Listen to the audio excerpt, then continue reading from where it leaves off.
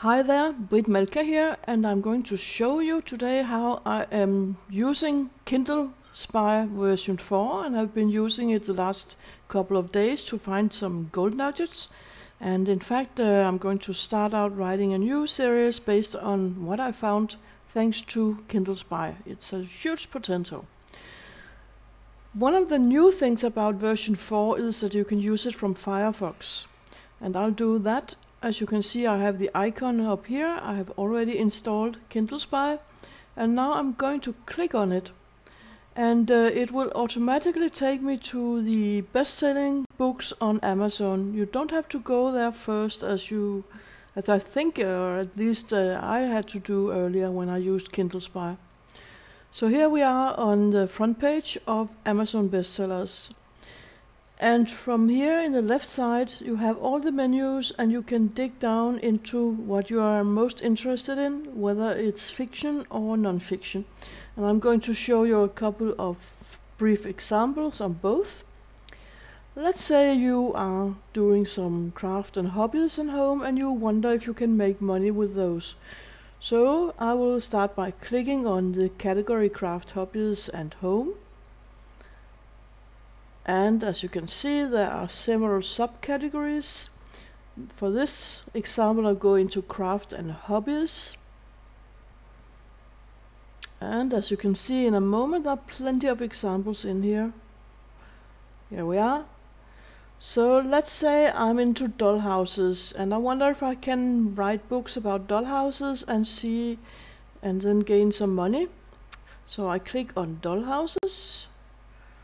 I'm now in the bestsellers in dollhouses, and I'm going to click on Kindle Spy.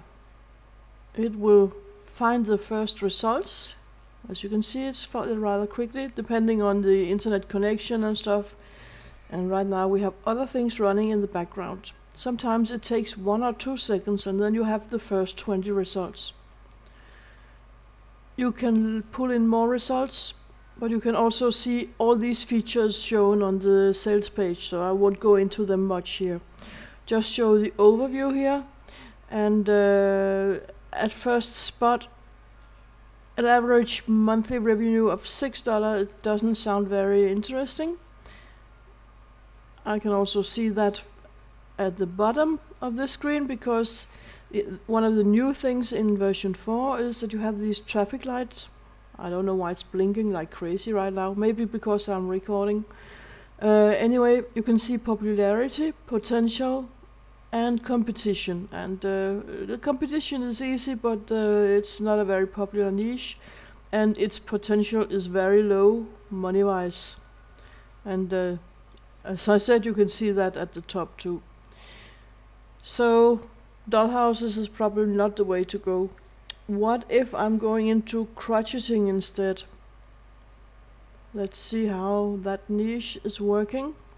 So again, I'm going to pull up Kindle Spy as soon as I see the niche turn up in my browser. Here we go. And already this is looking much better, as you can see here. The average monthly revenue is based on the number of results you have here. So for this video, I'm only going into the first 20 ones. Higher popularity, higher potential, and still low competition. This could be interesting. But let's see. What if I order this by page number? Right now, the average monthly revenue is $837. But as you can see, there are plenty of difference between the page numbers. There are 31 pages, 14, 136, almost 300.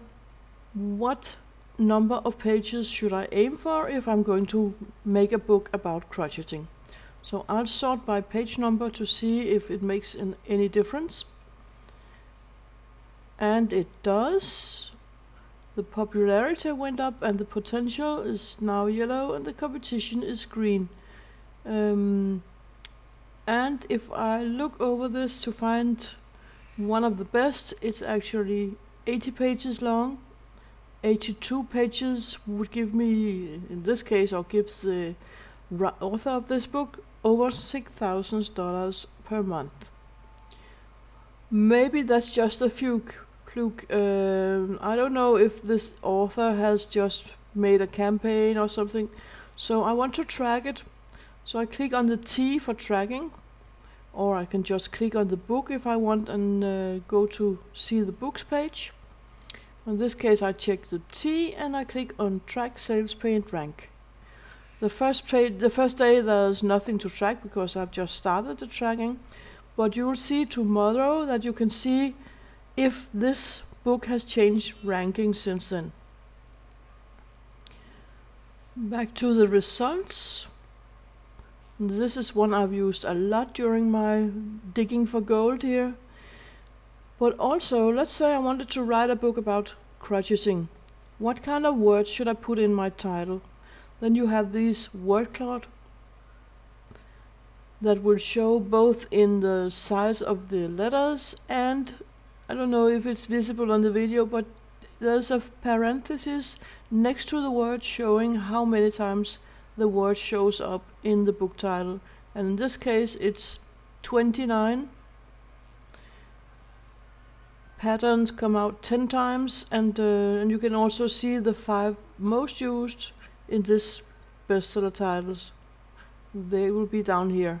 And every time you have a window in Kindle Spy, you can export the results. So you don't have to take notes on the way if you don't want to. You can simply export the results. I'm going back to the bestseller rankings here and show you can also use a search. It works the same way as the Amazon search, meaning that if you type in, let's say,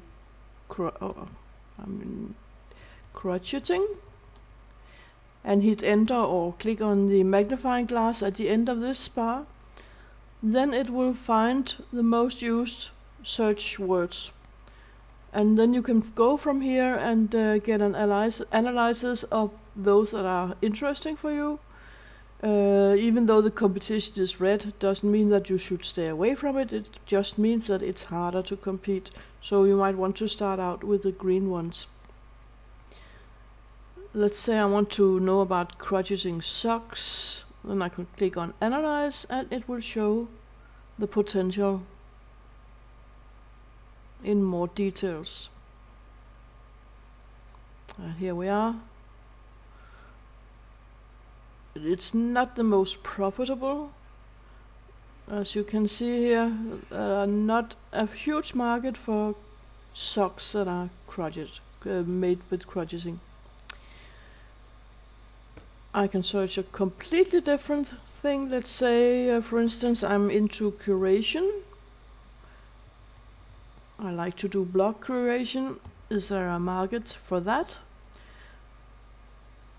First of all, it will only show the competition right here. Curation Nation, that's the title of the book. I don't want to go into that, but let's check the curation here and see the full results.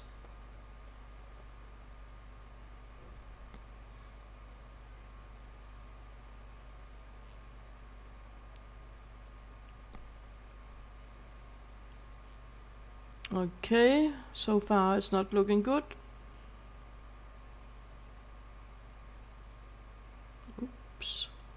There we go. Not a very popular niche. There is not a huge potential, but the competition is low. If I go one step further, because I've actually written a book called Curation Templates, let's see if I should have spent time on writing that. So say that if this is a niche I'm thinking about going into, curation templates. It's loading, loading, and loading, and loading, and that's a very bad sign. It's a sign of very few searches in Amazon for that keyword. Okay, let's go into some fiction this time. So I'm going back to the Kindle ebooks, just to show you can do exactly the same with fiction. And I have the tip at the end that will work both for fiction and non-fiction, so hang on here if you are not writing fiction, because I'll come back to something you can use too.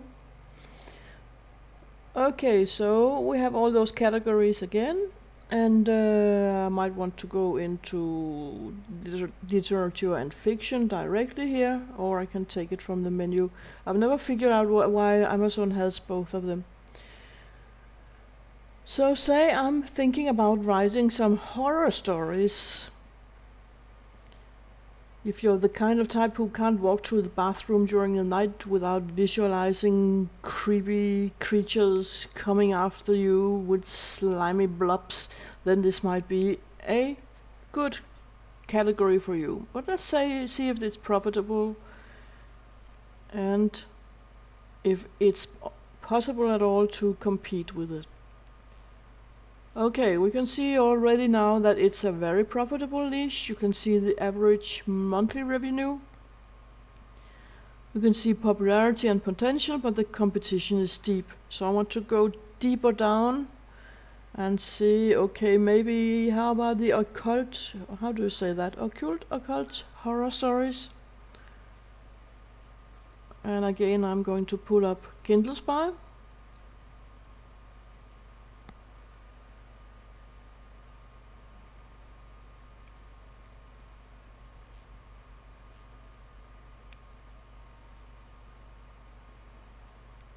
You can also see the total monthly revenue, by the way, from the number of books you've pulled up, the results. And here in total there are almost 600,000 between those top 20 books.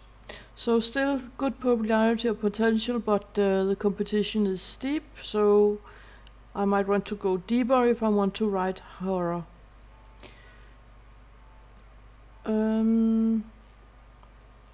Okay, and now for something that's really special.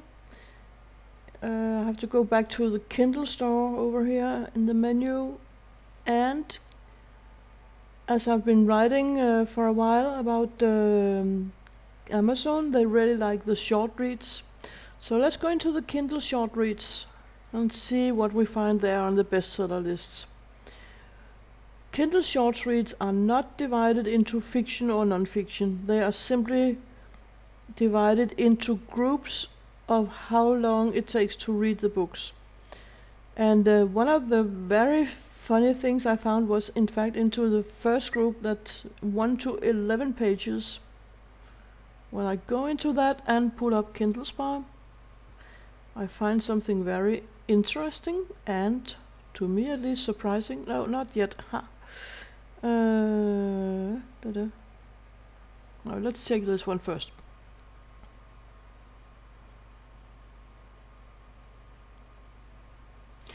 For some of the books, I'm not sure why, then it can't find the number of pages, but when I check those on Amazon, Amazon is not showing the number of pages, so that's probably why. I don't know why Amazon doesn't do it. But as you can see, huge popularity, huge potential, low competition.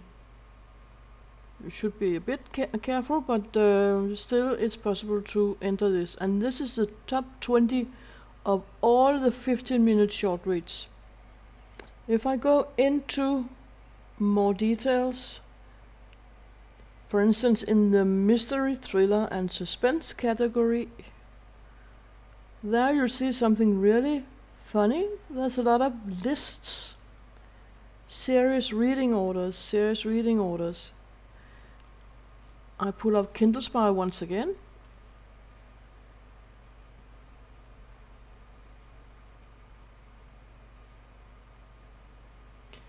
And this time I'm going to check for the monthly revenue and see how much I can make with one of those mystery, thriller and suspense books that are only 11 pages long or shorter.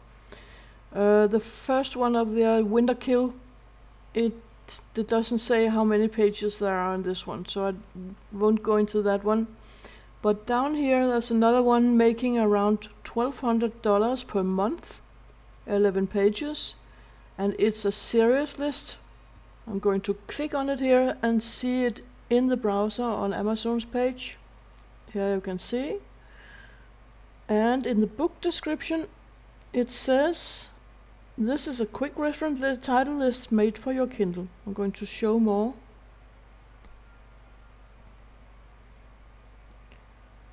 This list has links to the internet, and that's it.